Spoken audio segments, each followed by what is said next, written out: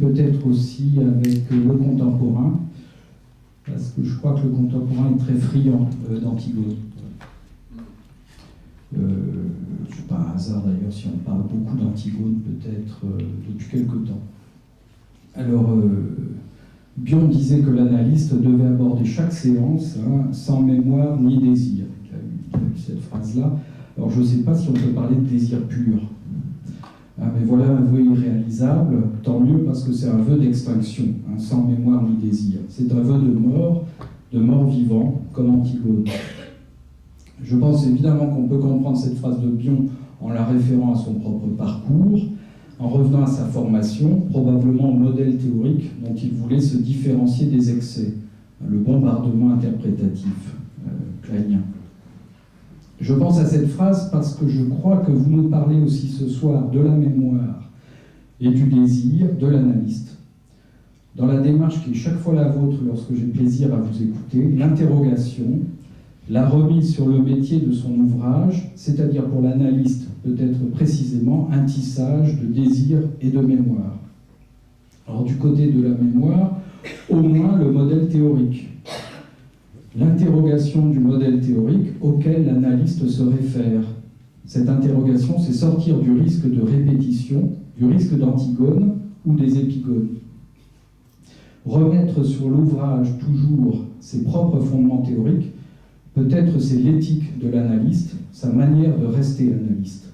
Je crois en tout cas que c'est ce à quoi vous nous invitez toujours, avec ce mélange bien à vous d'épaisseur, de savoir et d'humilité.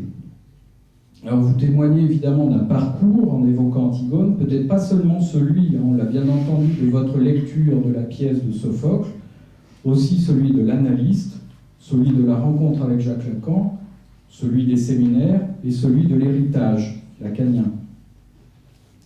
Se mettre à la question, ne pas être nous-mêmes fermés dans le bétonnage orthodoxique, devoir se déprendre d'une fascination certaine, d'une séduction, c'est ça que vous nous dites concernant Antigone.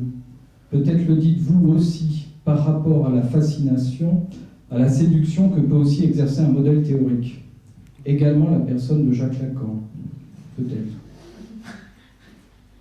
Il y a Antigone, celle qui ne génère pas, et vous nous prévenez également, je crois, du danger des épigones, ceux qui, à coup de désir prétendu, ne sont pas sortis de l'inceste. Vous nous prévenez du danger quant à ce qu'ils prétendent transmettre. C'est que la transmission, ça ne doit pas être la répétition, c'est comme la traduction, ça doit contenir son décalage, sa différence, ça doit contenir sa trahison même, pourvu qu'elle soit reconnue et assumée. Alors évidemment, on l'a entendu aussi, vous ne voulez pas produire un nouveau modèle interprétatif pour Antigone. Il serait encore plus ridicule de caractériser une psychopathologie. Peut-être nous, on peut y voir, oui, de la jouissance, si on entend là une contrainte qui révèle plus l'irrépressible de la pulsion qu'une mobilité possible des objets de satisfaction de cette pulsion. Une telle force, finalement, qu'elle barre ce vers quoi elle devrait tendre, le jeu possible des objets et des identifications, un jeu qui serait exogamique, en dehors de l'emprise généalogique, en dehors de l'inceste. Un jeu avec Aimon, par exemple.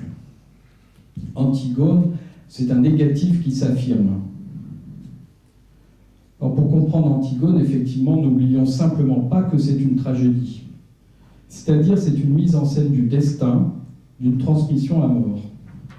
Rien n'évite là la contrainte, la répétition, c'est fermé, comme vous avez bien dit. Et c'est implacable. Antigone n'a d'autre jeu que d'opposer tout du long son nom à Créon.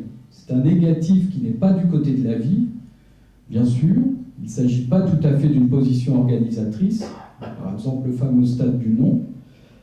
Position organisatrice qui serait destinée à être dépassée dans le jeu possible pour les identifications. Il s'agit d'un enfermement, d'une identité totalement aliénée à cette nécessité de dire non, jusqu'à la mort. Vous nous prévenez surtout de ne pas ranger ce nom sous la bannière du symbolique, comme de ne pas le ranger sous le nom d'un désir pur.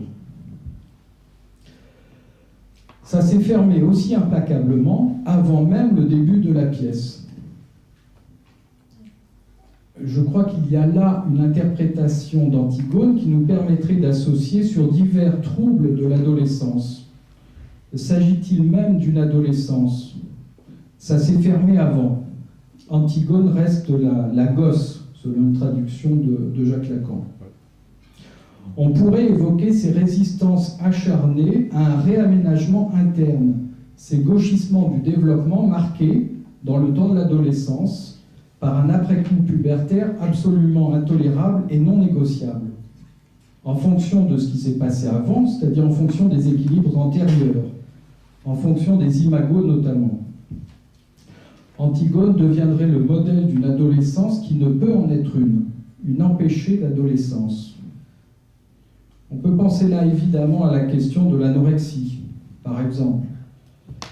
Mais on peut peut-être reprendre ça différemment, d'autant plus que votre propos sur Antigone engage moins une psychopathologie précise que, j'ai l'impression, quelque chose à considérer presque sociologiquement, du moins dans l'interaction entre l'Antigone et son public, sa société. Il y a aussi, bien sûr, chez Antigone, quelque chose qui nous interroge du côté du masochisme et évidemment du côté de la toute-puissance. Là, peut-être réside la fascination qu'engage Antigone sur Créon. Créon, ce que vous dites finalement, qui va permettre à la tragédie de se déployer. Parce que si on comptait sur Antigone, il ne se passerait pas grand-chose. C'est le jeu dialectique, enfin dialectique dualiste plutôt, avec Créon, qui permet à la tragédie de se déployer. Parce que Créon, il va rentrer dans une opposition en miroir avec Antigone. Et là, peut-être réside aussi la fascination millénaire qu'exerce Antigone. C'est-à-dire que la société du spectacle, pour prendre une expression un peu facile, cette société du spectacle me semble également très friande d'Antigone, c'est-à-dire d'identification sacrificielle. Est-ce qu'après s'être beaucoup intéressé à Oedipe, on doit, pour adapter nos modèles théoriques à la clinique contemporaine, considérer davantage Antigone? C'est une question. Le concept de jouissance que vous nous permettez de repriser, le concept de jouissance est précieux. C'est insister sur une autre chose que le désir. C'est la révélation d'une contrainte qu'il est dangereux, surtout, de plier sous le nom de désir. Un peu comme, puisqu'on est entre personnes cultivées, à propos de spectacle, l'ancienne émission « C'est mon choix ». On peut bien dire que c'est formidable, la télévision, la publicité, tout ça. C'est mon choix donc, qui ne faisait que mettre sur scène des personnes qui, sous prétexte de désir évidemment, évoquaient une conduite qui attestait qu'elles n'avaient en fait pas le choix de faire différemment. Je pourrais penser aussi à une patiente qui se déclare la seule à garder le souvenir et à avoir pu s'occuper de son frère mort par suicide. Elle n'a de cesse de se précipiter au chevet des personnes de son entourage qui vont présenter des soucis de santé. Elle les veille. Idéal mélancolique de fidélité, mais pas seulement. Mégalomanie et déni de castration, elle veut surtout montrer, pour le dire vite, à ses parents comment elle fait bien. Alors méfiance avec ces Antigones, c'est le genre de Saint-Bernard qui serait pas loin de donner à certains un petit coup de tonnelet sur la tête pour être sûr de pouvoir s'en occuper. Avoir une Antigone dans son entourage, il vaut mieux se méfier. Qu'est-ce que vous pensez du père Freud lorsqu'il compare Anna à Antigone? En tout cas, des Antigones, il y en a beaucoup. C'est peut-être aussi, après tout, le cas de certains parents abusifs, ceux qui veillent tout le temps. Certains soignants, ceux qui se concentrent uniquement sur ce qui va mal, pour porter leurs soins, au nom du bien avec un B majuscule, comme Antigone qui serait pas loin de dire, c'est le contenu manifeste, qu'elle agit au nom du symbolique, avec un S majuscule. L'identification unique à la souffrance recouvre la mégalomanie et le déni de castration, c'est-à-dire de différence. Cliniquement, évidemment, en considérant Antigone, on peut bien sûr penser à la question du suicide, on peut penser à toutes les pathologies dites du négatif, en particulier peut-être l'anorexie. Vous savez que c'est ce qui nous occupe beaucoup ici à Montsouris. Pour Antigone, précisément, quelque chose s'est imposé avant le temps de la pièce. Quelque chose s'est fermé. À propos de cet avant, Hölderlin disait aussi d'Antigone que c'était le centre de la tragédie, hein, voilà, une sorte de précipité de tragédie. Et on peut penser aussi, enfin les historiens s'accordent à penser maintenant que Antigone a été composée, rédigée, créée par Sophocle avant Oedipe roi et Oedipe à Colonne. Hein, comme si chez Antigone, il y avait cette espèce de précipité de tragédie, ce noyau dur de la tragédie. En tout cas, là, chez Antigone, c'est absolument implacable, effectivement. Ça s'est noué avant que la pièce ne commence. Et c'est un peu la même chose pour l'anorexique que l'on va recevoir dans notre service. Une question concrète, récurrente, va alors se poser. Est-ce que nous, les soignants, on va ouvrir ou on va fermer? Ça concerne absolument tout. La rédaction d'un contrat, par exemple. Est-ce qu'on est en train d'ouvrir? Bien, est-ce qu'on est en train de fermer? C'est-à-dire quel genre de crayon on est en train d'être. Voilà ce que vous nous permettez aussi de penser. Alors c'est pas évident d'ailleurs de savoir quel genre de crayon on est. Hein. On a souvent besoin d'un décalage, c'est-à-dire d'une supervision. Alors on sollicite Tirésias, enfin en l'occurrence Maurice Corcos. Maurice, te sens-tu Tirésias? Je finis. Alors, ouvrir, même quand on ferme quelque chose, c'est peut-être ça, hein, le soin. L'enveloppement thérapeutique pourrait être un modèle. Pour ouvrir, il faut se déprendre, se décaler de la fascination, ce que Créon, aidé de son superviseur, fait trop tard. Comme Antigone, l'anorexique est fascinante. Alors, le poids de la toute-puissance, poids du masochisme, poids du négatif, poids de l'attaque contre le féminin et le maternel. Vous savez bien qu'un publicitaire s'y est pas trompé, hein, Olivero Toscani, qui a photographié l'une d'entre elles.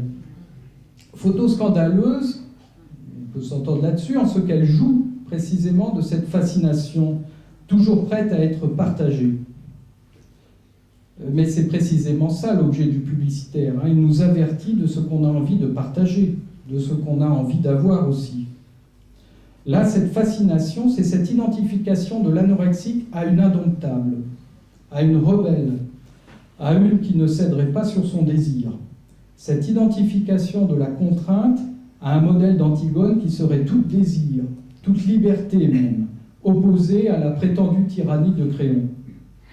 Ainsi, cette photo, en fait, un cliché, dans notre société du spectacle, peut être une société de la malédiction consentie. Cette société où on demande sans doute à certaines figures médiatiques d'incarner jusqu'au bout nos propres complexes ou résolutions narcissiques. Tel toxicomane devenant dans son éloge funèbre un modèle de liberté.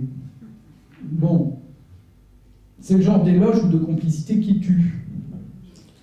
Ce qu'il faut espérer, bien sûr, pour le moins, c'est que les cliniciens, les praticiens, les psychanalystes, les soignants ne fassent pas une sorte de travail publicitaire, qu'ils s'écartent de cette sorte de catharsis, c'est-à-dire qu'ils ne se laissent pas fasciner par la prétendue indomptable, qu'ils créeraient eux-mêmes en s'égarant sur la voie du désir, en se contentant après tout du manifeste beaucoup plus que du latent. Enfin, en conclusion, tout ceci pour dire que vous nous invitez, je crois, à remettre sur le métier bien des choses essentielles. Nos présupposés de spectateurs d'Antigone, nos présupposés théoriques, le désir ou la jouissance, l'éthique même du psychanalyste, celle du soignant, l'éthique du crayon qui est en nous.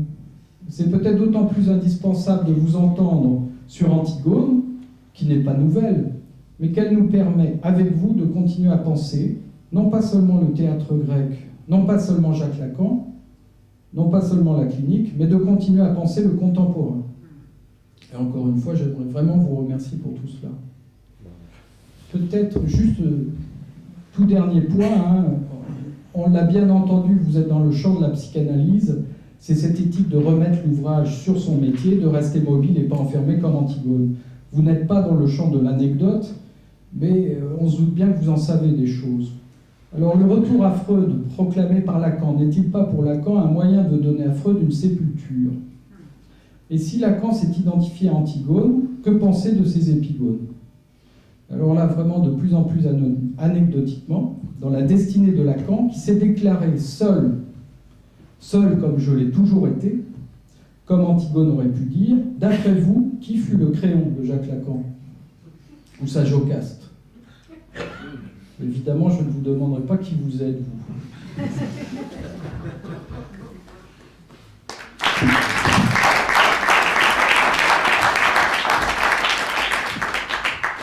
Merci beaucoup, c'est sensationnel. Je ne sais pas comment je vais pouvoir dire un certain nombre de choses. Bon, merci beaucoup. Bon, c'est vrai qu'une des choses qui m'avait frappé, c'est que dans un temps malheureusement assez lointain, on disait l'analyste, c'est celui qui ne cède pas.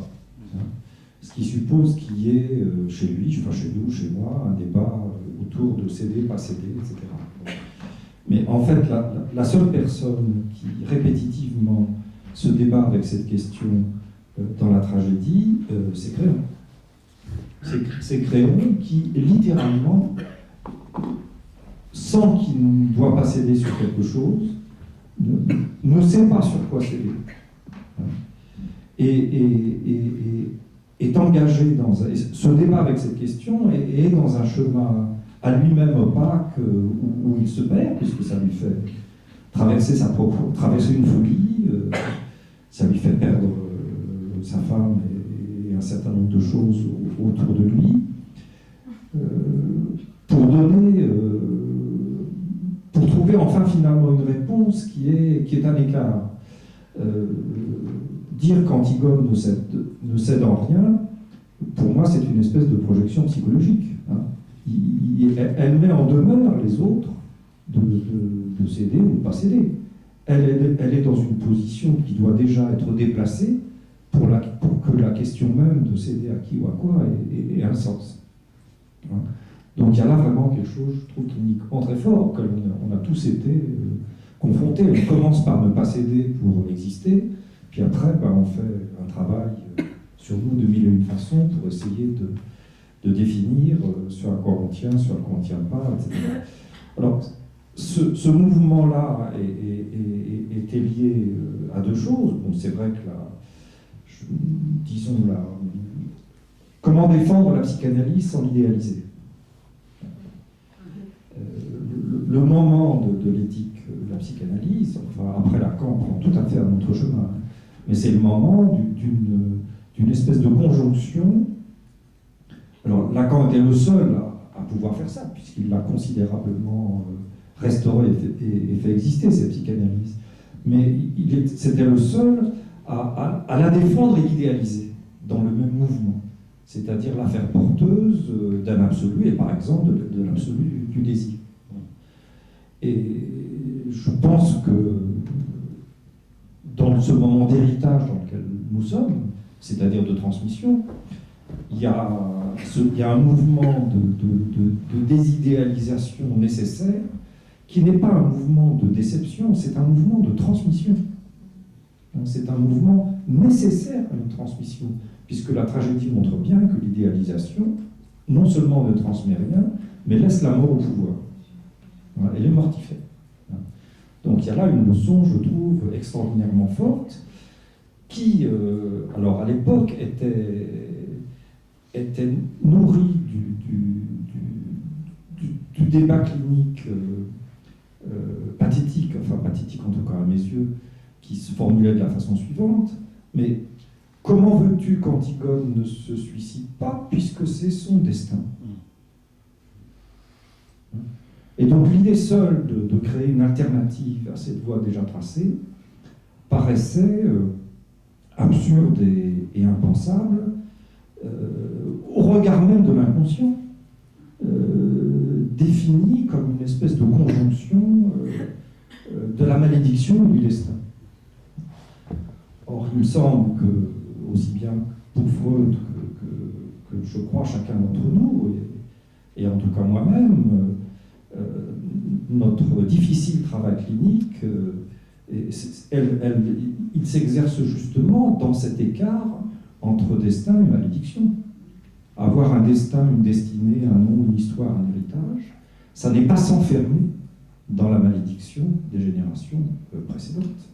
Il n'y a pas là de fatalité, ou du moins si la psychanalyse a un sens sur ce domaine-là, c'est bien de pouvoir analyser l'impact de ces malédictions, mais pour en produire un l'écart, c'est-à-dire pour introduire quelque chose de vivant. Et là, il y a un enjeu, en tout cas en ce qui me concerne, et je crois que ça rencontre évidemment des échos chez vous, un enjeu essentiel, hein, qui touche pas simplement la place de la psychanalyse, mais comment on la pense, comment on pense son statut scientifique, voilà, etc.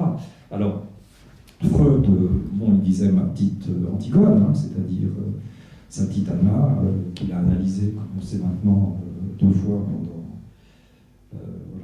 2 tranches pendant assez longtemps, qui bien sûr n'a pas du tout eu d'enfant ni de descendance. Enfin, il y a quand même ce point-là qui peut se répéter pour soutenir à la fois la psychanalyse, le père et bien des choses. Et par conséquent, donner une forme de répétition comme le modèle unique de l'héritage et de la transmission. Alors, bon, les épigones, voilà, on ne dira rien.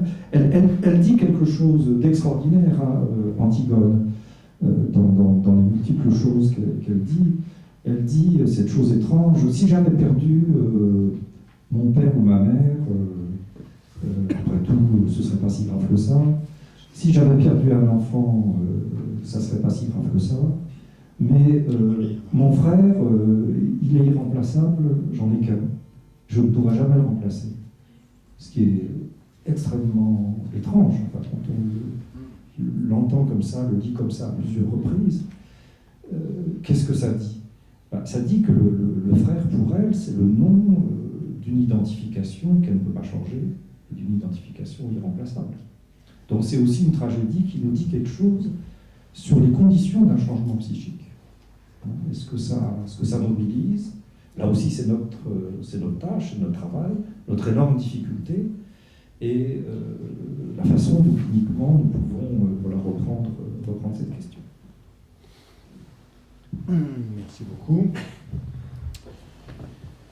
Merci Patrick, merci Yoran. Je ne suis pas sûr qu'il y ait beaucoup de développement après que vous ayez embrassé très largement et de manière très, très fine, très dense, très pertinente. Mais bon, le public va réagir, il va poser des questions, il va commenter, il va nuancer, il va critiquer, il va ne pas être d'accord. Il va profiter de la présence de Patrick Léonard pour l'interroger sur tout un tas de choses. Je pense qu'il va le faire. Et avant qu'il le fasse, pendant qu'il réfléchit, M. Herby, vous avez bougé là? Non. Alors, un point, j'ai bien perçu. Ici, c'est le séminaire psychanalyse et littérature et art. Donc, ça dépend des sessions. Des fois, c'est très littérature et art. Et on ne touche pas aux œuvres romanesques. On ne touche pas aux héroïnes tragiques, puisqu'elles sont héroïnes et tragiques. Bon, on ne va pas faire de la psychopathologie appliquée. Et puis, d'autres fois, c'est plutôt de la psychanalyse appliquée extrêmement sauvage. Bon, ça dépend des sessions. Et puis, rien n'empêche d'essayer d'allier les deux. Bon. Parce que tout de même, moi je crois à Jean-Pierre Vernant lorsqu'il dit n'oubliez pas que les Grecs ne croyaient pas en leurs mythes. C'est-à-dire qu'ils savaient très bien que ces mythes étaient une histoire qu'ils se racontaient pour pouvoir se permettre un certain nombre d'audaces qu'on ne se permet pas dans la vie courante, comme Oedipe, Jocaste et Antigone se le permettent. Mais ils n'y croyaient pas à leurs mythes. Bon, c'était une façon de s'allier les dieux ou d'avoir des compromis avec eux. Donc s'ils n'y croyaient pas, s'ils étaient des petits malins, c'est qu'ils avaient construit ces histoires pour pouvoir s'autoriser à jouir plus ou moins perversement d'un certain nombre de choses. Donc si on applique ça à Antigone, et si on se permet de l'interpréter un peu, alors c'est ce que tu as dit, c'est ce que Johan a repris, tout s'est déjà joué, quoi, très longtemps avant que la pièce ne commence, quoi. En tout cas, l'arrière-scène, le premier acte, les coulisses, enfin, il y a des choses. Et alors, pour le dire simplement, il y a quand même, Antigone, c'est celle qui s'est baladée avec Oedipe jusqu'à la fin à Colonne, tandis que les deux autres se barraient et Ismène, bon, elle était très attachée à son père, quoi. Et, pour le dire autrement, son désir ou sa jouissance s'exprime à travers forcément un savoir inconscient sur l'inceste et le meurtre. Pour le dire comme ça. Je ne suis même pas sûr que ce soit un savoir inconscient sur l'inceste et le meurtre. Je ne sais pas ce qu'ils sont racontés sur la route jusqu'à Cologne. Je ne sais pas ce qui s'est passé entre Freud et Anna Freud.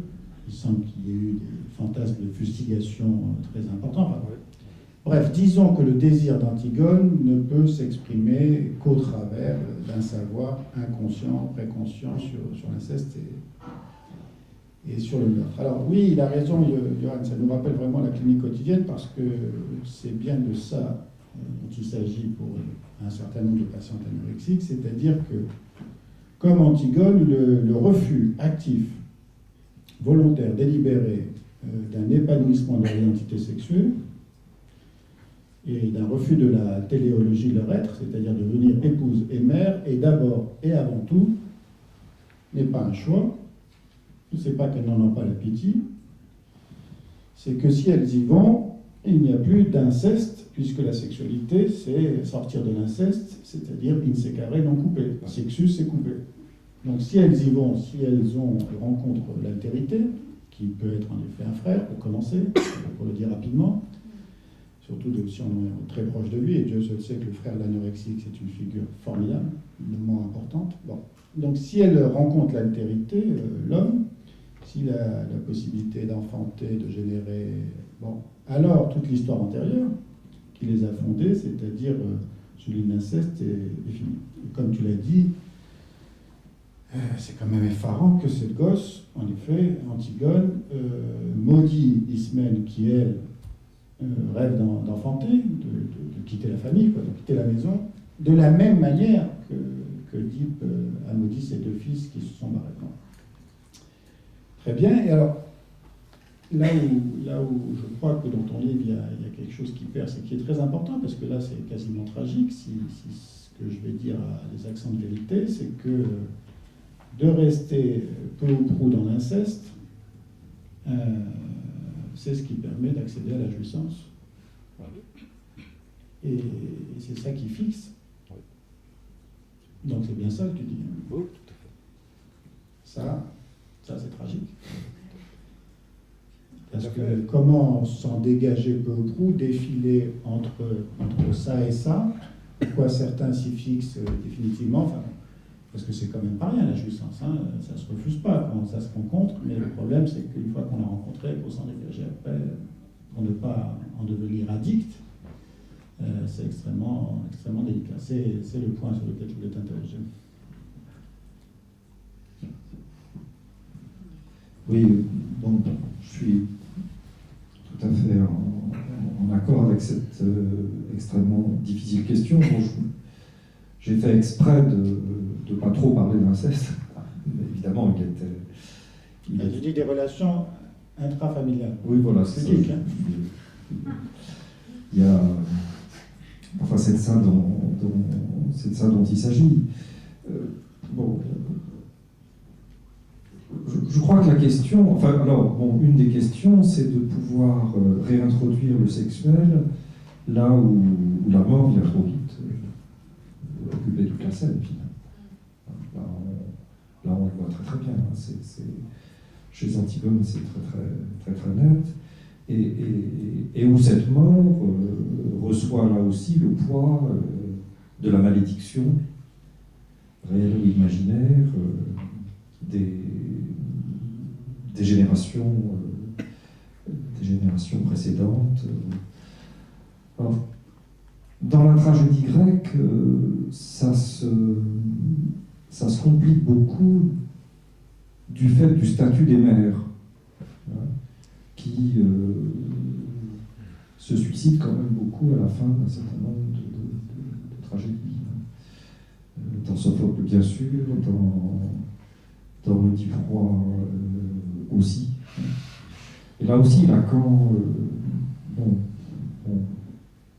passe quand même à côté de ça, je trouve, assez massivement. Il y a bien la question comment devenir une femme, une mère, je dirais, dans ce contexte-là. En ce qui concerne Oedipe, bon, qui n'a pas fait de complexe d'Oedipe, Il ne savait pas. Il a tué un type à un carrefour, enfin, il ne savait absolument pas que c'était son père. Et sa mère, il n'a même pas voulu l'épouser, c'est la cité qui lui a imposé de l'épouser après. Hein. Donc on ne peut même pas dire qu'il l'a voulu. Il y a la question de comment subjectiver quelque chose qui s'est passé tellement en dehors de sa propre conscience, finalement. C'est pas Hamlet, pas du tout. Hein. Comment subjectiver l'insubjectivable. Donc, et comment le subjectiver sans que ça ait des effets de malédiction sur soi-même et sur les autres. Hein. Et comment encaisser une malédiction sans la transmettre. Il y a aussi des questions extrêmement très fortes, surtout que il n'y a que les enfants qui renvoient aux parents ce qui a été transmis et ce que les parents avaient. Ce que nous avons reçu de nos pères, il faut le transmettre à nos enfants pour savoir ce que c'était. Autrement, on voit bien assez peu d'idées. Alors, il y a, pour revenir au grec, il y a toute une pensée sur la double nature de l'être humain, surhumain, infrahumain, animal, humain. Quand Oedipe tu résous l'énigme, la sphinge, elle pose à Oedipe la question de qui il est. Hein. La sphinge, elle dit à Oedipe, quel est celui qui est Oedipus? Oedipe, il est Oedipus, c'est moi qui suis Oedipus. Donc son nom même est déjà la réponse à la question. Hein. Mais le nom même d'Oedipe veut dire deux choses en grec. Hein. Il y a à la fois, je vous en parle d'étymologie, celui qui sait quelque chose, hein, Oedipoïda, c'est de savoir, hein, celui qui sait quelque chose sur le pied, hein, c'est-à-dire sur le fait que l'homme marche un, deux ou trois pieds. Et puis il y a une autre étymologie, c'est celui qui a le pied gonflé, mais qui désigne rien d'autre que l'enfant exclu, hein, l'enfant adopté, l'enfant, on ne sait pas d'où il vient. Hein, donc, et c'est impossible de réunir les deux étymologies, elles sont profondément antithétiques. Impossible de réunir celui qui sait, qui a un savoir sur les histoires de pieds, et celui qui se présente comme un enfant illégitime, parce que c'est ça que ça veut dire. Donc chez les Grecs, il y a la tragédie, c'est l'impossibilité de condenser, de faire coexister ces éléments. Et je pense, enfin nous on pense que la cité grecque, régulièrement, à travers ces tragédies, se représentait quelque chose de ses origines mythiques, mais se représentait aussi la différence et l'extrême difficulté de penser la différence entre le passé et le présent, entre ses origines mythiques avec ses actes incestueux, etc., qu'il ne fallait pas faire, et puis cette histoire qui se donnait, un certain nombre de lois, d'où les rituels qui existaient chez les Grecs, d'ostracisme, d'exclusion, tout à fait rituel. Il fallait évacuer les souillures, et l'histoire d'Oedipe se situe exactement dans cette lignée, autour du roi maudit, du pharmakos, des choses comme ça. Bon, je ne réponds pas très bien à la question, mais ça me fait partir dans ces... L'origine est toujours incestueuse, de toute façon. Oui. On peut même dire qu'en tout cas psychiquement, c'est tout à fait constituant d'une certaine forme de santé psychique, pourrait-on dire, à la lumière du sexuel infantile, que des fantasmes incestueux existent. C'est même quelquefois dans des cures un certain progrès, pas plus tard que ce matin, une femme rêvait qu'elle avait un rapport sexuel avec un de ses fils. Et alors c'était extrêmement très choquant. Et d'ailleurs moi-même je ne savais pas très bien quoi dire de plus que ce qu'elle disait. Jusqu'à un moment où finalement, en venant dans ces associations, je lui ai dit, bah oui, vous avez envie que votre fils devienne un homme. Et en fait, c'était ça l'interprétation, hein, efficace.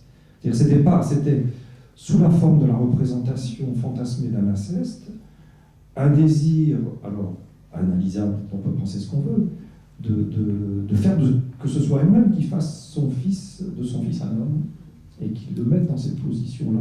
Donc quelque chose qui n'est pas complètement négatif, qui touche à ce qui peut être transmis. On sait les affres dans le service des interrelations mère-enfant qui n'ont pas été suffisamment incestueuses, qui ont été blanches, et qui donnent des choses peut-être plus térébrantes dans le froid, le glacis, que ce qui peut être trop chaud. Exactement. Donc oui, suffisamment incestueuse. Mais Jocaste, enfin moi je me pose toujours la question, que Oedipe ne fut pas conscient de tout ça, qu'il s'interroge quant à savoir s'il est coupable alors qu'il est inconscient, d'accord. Mais je me pose toujours la question, mais c'est moi parce que je suis un petit garçon encore, elle, sa mère, comment elle pouvait ne pas savoir que c'était son fils. Et quand il enlève la broche de sa toge, je me suis toujours dit, mais parce que je suis un petit garçon, hein, que quand il enlevait la broche, la toge de sa mère tombait, Jocaste, qu'il la voyait une dernière fois nue et qu'après il se crevait les yeux.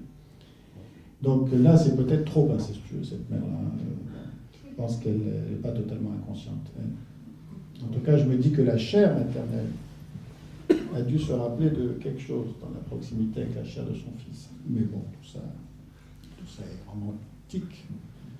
Non, c'est pas romantique, hein. Il y a un vers de Diderot où Jocaste, au moment où on révèle quelque chose, elle dit à son fils, puisses-tu ne jamais savoir qui tu es. Et alors, il y a deux interprétations de cette phrase, enfin deux interprétations que je connais. Donc, il y a un courant d'interprétation qui va dans ton sens, elle savait. Bon. Mais peut-être que c'est le restant chez les petits garçons, enfin, en tout cas que nous avons été d'une espèce de désir que, bien sûr, la mère, elle sait tout. Comment ce serait possible qu'elle ne sache pas, hein, qu'elle ne reconnaisse pas son enfant. Bon, mais pourquoi pas. Et il y a Conradstein a écrit des choses là-dessus, etc. Et puis il y a une autre voie d'interprétation qui est plus interne à la tragédie oedipienne, qui est il vaut mieux que tu saches pas que tu es un enfant abandonné, illégitime, etc. Ce qui évidemment met complètement à l'écart la question de l'inceste. En revanche, pour revenir un peu dans nos discussions, ça je pense profondément que la pureté est en son cœur incestueuse. Que l'idéal même de pureté, le choix de la pureté, nous situe au cœur d'une question incestueuse. Et que la vie, l'alliance, etc., c'est du côté d'une certaine impureté. Alors, oui, deux héroïnes romantiques pour questionner. Silke Schauder. Oui, merci. J'étais vraiment bouleversée par les différentes questions que vous avez abordées. J'aurais aimé vous entendre plus sur la barbarie dans Antigone, puisque ce qui, à mon sens, relève de la fascination qu'elle exerce sur nous encore aujourd'hui, c'est qu'elle se situe dans un espace qui est justement la loi de la loi, dans le sens qu'elle interroge la folie de la cité. Qu'est-ce que c'est comme cité qui, pour exister et pour s'assurer de sa cohérence, doivent exposer à la pourriture des rebelles en dehors de ses portes, dans la putréfaction, et exposés à la vue et à l'horreur de tous. Et c'est quand même là une question qui est troublante, c'est que Créon, il est un tyran, puisqu'il ne fait pas reconnaître et respecter une des lois humaines les plus essentielles, à savoir offrir une sépulture, et qu'il instaure une loi folle de la punition de celui qui s'est rébellé. Et c'est quand même aussi sur ce point-là qu'Antigone se révèle, qu'elle veut réhumaniser ce qui doit arriver à tout corps mort, fût-ce celui du frère aimé, c'est qu'il a droit à une sépulture et à la marque qui a instauré même la culture. Puisque la sépulture, on sait tous que ça a été l'acte vraiment fondateur de l'humanité. Auparavant, on ne peut pas parler en fait de culture. Donc j'aimerais vous entendre un peu plus sur cette question de la barbarie et de ce contre quoi en fait Antigone se dresse quand elle essaye d'enterrer seule son frère. Oui, je veux bien. Je pense qu'il faut rentrer dans le débat en acceptant qu'il n'y ait pas de réponse toute faite. Je crois que s'il en avait besoin, c'est la justification, la raison d'être, je dirais même la nécessité de la tragédie. Qu'il y ait des réponses toutes faites, ça pourrait être vouloir éviter le tragique, ou éviter le conflit. Il y a dans les tragédies grecques, bon, si vous lisez les 7 contre-thèmes, exactement même histoire, même débat, 30 ans avant. Le cœur délibère et le cœur se divise en deux. Et la moitié va enterrer. Antigone a déjà fait son geste elle-même, et elle revient dans la cité pour réclamer une sépulture décente, enfin une vraie sépulture humaine pour chacun des deux frères. Et le cœur et Créon donne tout à fait raison à sa demande, et donc le cœur se divise en deux et va enterrer chacun des deux frères. Il n'y a pas d'extériorité à la cité. Donc, qu'est-ce qui fait qu'au temps de Sophocle, cette résolution tragique n'est plus possible? Bon, c'est ça la question. Et qu'en somme, la nature même de la tragédie change. Bon, déjà poser la question comme ça, c'est dire que je n'ai pas moi-même de réponse. On voit bien ce qui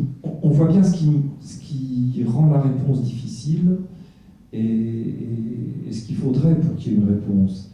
Je pense qu'il y a une difficulté, enfin on voit dans la tragédie une difficulté à situer le divin et à situer la folie. Comme si déjà la folie et le divin n'avaient plus un statut aussi assuré. Alors là-dessus, par rapport à ça, il y a une radicalité et une contre-radicalité. Je dis une radicalité d'Antigone, et une contre-radicalité de Créon, effectivement, complètement en miroir. Tout ça, ça se présente sous la forme du défi, et donc d'une façon qui n'a pas de solution, et que Créon paiera comme il paiera, évidemment, et Antigone aussi, de sa mort.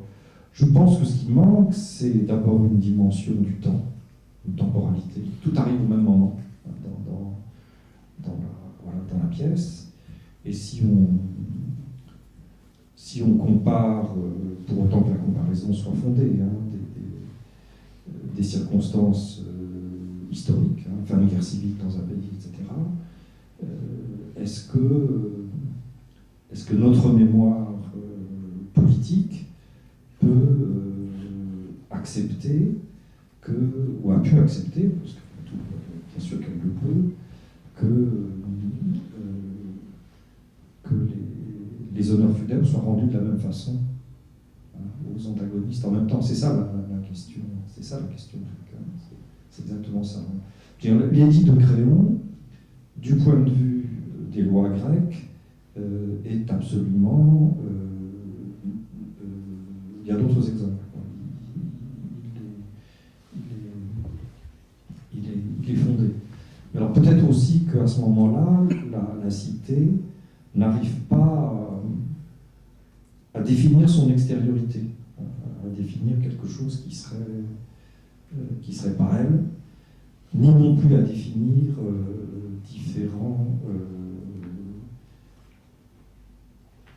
différents espaces ou différents écarts ou différents domaines, parce que bien sûr qu'il faut enterrer Polynice de façon décente, et bien sûr que là il y a une barbarie, incontestablement.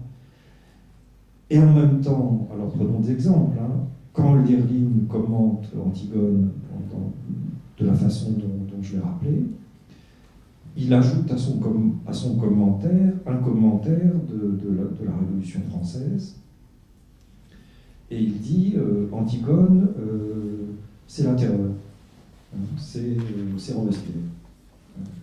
Mais il le dit en 1800, je ne sais pas combien, très tôt à ce moment-là. C'est-à-dire comme si il y avait un excès de radicalité au sein même des choses. C'est ce qu'il appelle cette trop grande proximité du divin, cette appropriation du divin. Et en ce qui concerne Lacan, chez Lacan, très clairement, il y a deux étapes différentes. Il y a le moment de 1960 où il fait cet éloge d'Antigone sous la forme du désir pur. Bon, avec cette question sur la culpabilité, peut-être dont on parlera. Et puis, en 64, 4 ans après, fin du séminaire 11, voilà, le désir de l'analyste n'est pas un désir pur. Quant avec ça, parce que il identifie la pureté à ce qu'il appelle à ce moment-là l'Holocauste, et ce que nous appellerions aujourd'hui la Shoah. C'est-à-dire il identifie la pureté à un désir de tuer l'objet, d'éradication absolue. Et il reprend ce qu'il a dit dans Kant avec ça. Donc Lacan aussi fait d'une certaine façon un même écart. Bon voilà, alors sur cette question, cette place de la barbarie qui dans la tragédie est, je dirais, très très différemment des deux côtés à la fois, je ne sais pas très bien quoi en dire de plus, sinon c'est assez clair pour le cœur et pour Créon, dans l'extrême difficulté à discerner ce qui est bien et ce qui est mal. Il n'y a pas un seul cœur où cette question ne revienne. Il y a comment peut-on commencer une histoire après une guerre civile pour faire en sorte que la cité ne retombe pas sous le pouvoir tyrannique d'une famille voilà, qui impose ça. Mais je ne sais pas très bien quoi dire de plus. Hein. Mais je crois qu'il y a deux courants interprétatifs aussi sur cette question-là. C'est-à-dire qu'il y a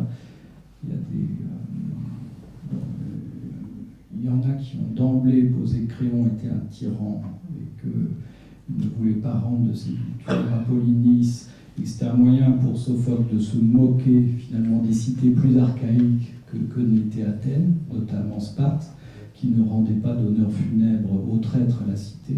Et puis il y a un autre courant, plus indulgent avec Créon, qui effectivement dit que de toute façon, c'est absolument impossible de rendre sépulture aux deux frères en même temps, et qu'il faut faire un choix.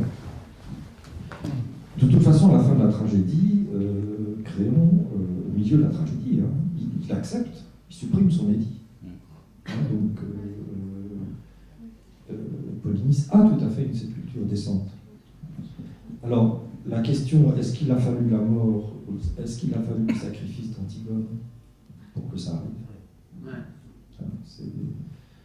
Ou bien, est-ce que c'est arrivé grâce à Antigone ou est-ce que c'est arrivé malgré Antigone? C'est un peu comme ça que la question se pose. Mais c'est trop psychologisant de dire ça, parce que cette lecture psychologique, je crois, ne correspond pas tout à fait voilà, tout à fait, à la tragédie. On a l'impression, enfin moi j'ai l'impression dans la tragédie qu'on traverse un temps extrêmement raccourci où il n'y a pas de solution. Il n'y a pas de solution ni psychique ni politique. Voilà. Et que la tragédie se situe au cœur de ce temps où personne ne trouve d'issue.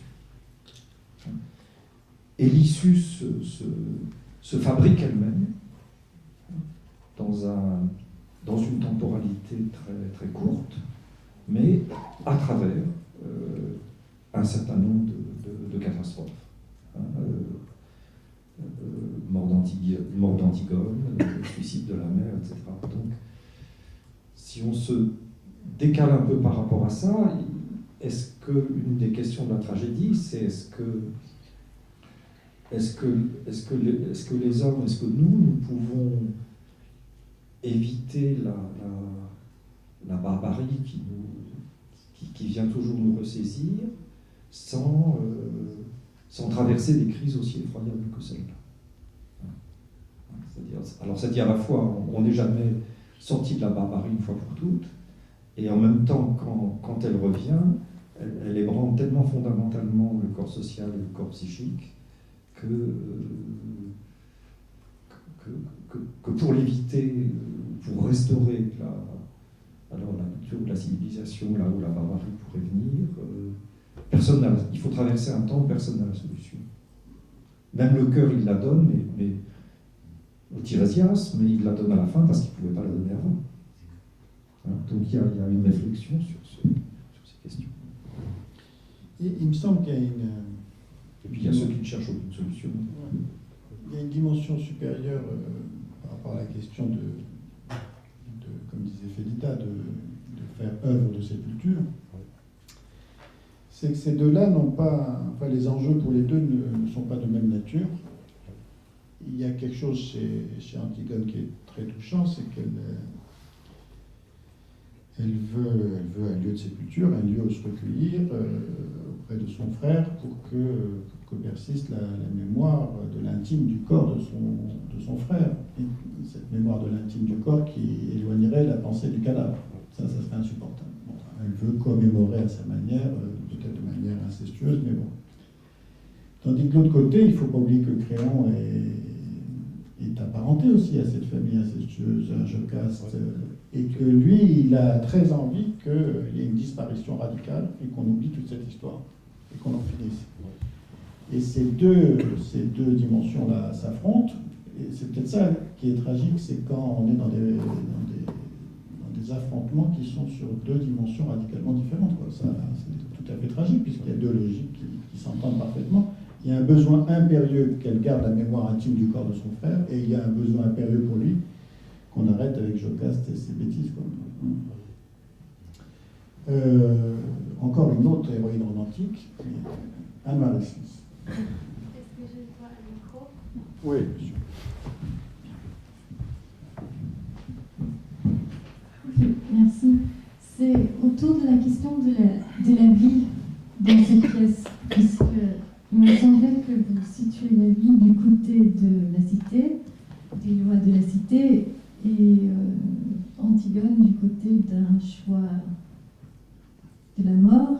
Donc, elle est quand même l'héroïne tragique, donc c'est un peu votre Antigone, n'est-ce pas? Puisque les Grecs, ils ne croyaient pas à leur mythe, mais ils croyaient à l'amour adépique, ils avaient un nom pour cet amour-là, ils croyaient à la vérité tragique et à la mise en scène de cette vérité qui est aussi une vérité inconsciente. Et il me semble que le cœur n'est pas si tranché que vous dites. Le cœur représente ce mouvement d'identification et de désidentification. Le cœur ne s'identifie jamais ni à Créon ni à Antigone, mais dans un flottement continu entre les deux. Donc, une autre lecture de ce qu'il y a comme vitalité serait par exemple celle de Steiner qui dit des moments de plus grande négativité dans les tragédies, que ce soit celle d'Antigone ou d'autres, c'est à ces moments-là qu'on atteint non seulement ce qu'il y a de plus vital dans l'écriture, mais ce qu'il y a de plus vital dans l'humain. Et c'est par cette identification trop intense qu'on arrive à une désidentification. Donc, c'est un peu une autre lecture de ce que peut être la vie dans cette pièce, puisque je trouve que la vie ne se situe pas dans l'écriture, dans la politique de l'écriture, du côté de Crayon et de la cité, en tout cas. Pour ce qui est de notre écoute de la tragédie en tant que spectateur et de nos mouvements d'identification et de désidentification en tant qu'écouteur, spectateur, je me demande si on peut s'identifier à ces moments-là aux lois de la cité. Non, je pense pas que ce soit possible. Pas plus que... On ne peut s'identifier à Créon que peut-être qu'à la fin de la tragédie. Mais c'est bien sûr qu'on s'identifie à Antigone. Et puis, bon, vous avez tout à fait raison. Hein. Ce qu'il y a, c'est que là où Lacan met désir, les Grecs mettent éros. Hein, donc c'est quand même... J'ai revérifié cet après-midi, il n'y a aucune hésitation là-dessus, sauf sur un terme. Mais donc c'est vraiment Eros, une forme d'amour qui est là. Je crois que personne ne peut vivre sans passé, sans ancêtre, sans tradition, sans transmission, sans se débrouiller avec cette histoire-là. Hein. Ça c'est tout à fait clair. Hein. Et après tout, la tragédie pense cette question-là. Je vois plutôt les tragédies comme la tentative de poser les questions d'une façon qui ne soit pas une impasse. Les questions au départ, elles se présentent toujours comme des impasses. Hein. Parce qu'en particulier, ça se joue sur des registres différents, hein, les lois du ciel et les lois de la terre, mais qu'en même temps, les dieux ne sont plus là. On ne peut pas comprendre Sophocle en différent d'Échille si on n'intègre pas le fait que les médiateurs des dieux, que ce soit l'oracle énigmatique, que ce soit Tirésias qui sépare la vie et la mort, hein, dit, après tout, maintenant tu peux donner une sépulture, mais cette séparation, on ne peut le dire qu'à la fin, il ne pouvait pas le dire au début. Donc il y a ce chemin-là qui se construit au sein de la tragédie elle-même, mais les dieux sont loin, et peut-être que Antigone, de ce point de vue-là, représente aussi quelque chose de très vrai de ce qu'on appelle, de ce qu'on peut appeler effectivement la vie, et qui n'est pas simplement les générations suivantes, hein, qui est la trop grande présence. Pour Antigone, la vie c'est l'enfer, c'est ce qui est aux enfers. Hein. Il dit: je veux rejoindre Hadès, je veux rejoindre ce qui est irremplaçable, je n'ai pas. Ce qui est un des noms de l'inceste. Hein. Je n'ai pas de souvenir précis, mais Lacan, dans le séminaire sur l'éthique, justement, il parle d'Antigone. Est-ce qu'il ne dit pas ça en appelant cette vie trop intense une deuxième mort, quelque chose comme ça? Il me semble qu'il y a cette intrication. Alors, il y a cette intrication, mais plutôt tirée vers Sade, hein, c'est-à-dire le fait d'effacer radicalement les traces. Radicalement les traces, et les traces des traces. Et c'est justement pour cette raison-là que, à mon avis, hein, bien sûr, en 64, qui dira le désir de l'analyste, un désir de la différence, et pas un désir pur. Mais il y a toute une question sur qu'est-ce que c'est que... Comment différencier le vivant des traces et le mortifère des traces, hein, par exemple. Hein. Mais dans une histoire qui est l'histoire de la cité, de la cité grecque, qui avait besoin à la fois de rendre ce passé mythique présent et en même temps de s'en séparer pour faire exister un temps humain. Merci beaucoup. Dernier appel d'offres. Oui, une dernière question. C'est la mort, en fait, dans les tragédies grecques, Oui. la mort enveloppe toujours la tragédie. Parce que je ne sais pas quelle. Comment si c'est à vous de dire, une question, poser votre question, il faut que ça se termine toujours dans des bains de sang. Il faut que ça se termine par là. Oui. Et curieusement, je veux dire, c'est en même temps aussi le besoin. Enfin, ça se termine par là et en même temps on rejoint celui qui est mort. Je veux dire. Alors, je ne sais pas quel sens ça peut avoir aujourd'hui, bien sûr, et en analyse, tout ça. Quel sens ça peut avoir, effectivement, il faut tuer pour pouvoir exister quelque part. Je veux dire. Alors, c'est tout. Dans les tragédies grecques, antiques, c'est toujours la mort plane qui enveloppe la tragédie en quelque sorte. C'est une question qui m'a toujours interpellé et j'ai pas de réponse. Parce qu'on sait que ça va se terminer comme ça. Mais pourquoi ça doit se terminer comme ça? Voilà. Je voulais avoir votre avis là-dessus et c'est peut-être une question qui sort un petit peu du sujet. Est-ce qu'il y a une perte à la jouissance de savoir toujours comment ça finit? Hein? Tout à fait. Oui, la mort, c'est à la fois un passage et en même temps, peut-être quelquefois, la façon de marquer qu'il n'y a aucune solution. Je veux dire, c'est une impasse. C'est une des représentations de l'impasse. Et il y a aussi, je dis, est-ce que oui, toute une représentation de la façon dont la mort gagne, enfin dont le pouvoir des dieux est quand même beaucoup plus important que le pouvoir des hommes. Alors, ce qui est intéressant dans le commentaire que Lacan fait d'Antigone, qui est un commentaire très moderne, c'est qu'il tire le rapport à la mort d'Antigone du côté de la solitude absolue de chaque être humain dans la vie, et à ce moment-là, défait de tout lien avec sa famille, et avec ses alliances. Ce qui a un sens pour nous aujourd'hui, mais ce qui n'a aucun sens, évidemment, disons historiquement, par rapport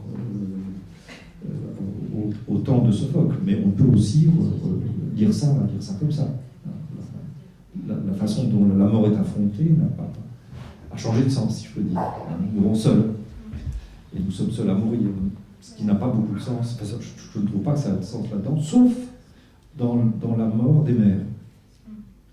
La façon dont les mères se suicident à la fin de certaines tragédies, toujours d'une façon qui fait qu'elles ne peuvent plus faire face au fait d'avoir enfanté ça. Et elles s'effacent en coulisses. Voilà. Mais Tirésias t'aurait dit que ce seraient des enfants monstrueux. Oui, voilà. Il y a un certain dévoilement de la vérité qui tue les mères. Comme si, là aussi, alors quelque chose d'une modalité de la vie n'était possible que dans un certain, je dirais pas aveuglement, parce qu'on peut dire aveuglement, on peut dire aussi confiance à la vie, enfin ça peut se dire d'une certaine façon, que dans un certain désir de ne plus chercher à savoir, quoi. Mais évidemment, c'est ce que représente tout enfant dans un rêve, c'est un avenir qu'on ne sait pas et qu'on risque de... Voilà, et qu'on accepte de donner avec l'acceptation de la culpabilité. C'est-à-dire que quand Lacan, on peut trouver ça très, très fort et très beau, mais quand Lacan parle d'un désir sans culpabilité, s'il n'y a plus de culpabilité, est-ce qu'il reste un lien humain? Est-ce que nos liens entre nous ne sont pas faits aussi d'un minimum de culpabilité, responsabilité, pitié, qui, à partir du moment où ça n'existe plus, alors, effectivement, il y a quelque chose qui se délie, qui se défait, mais voilà. Bien, merci beaucoup. On pourrait continuer encore. Et d'ailleurs, nous continuerons puisque nous rendons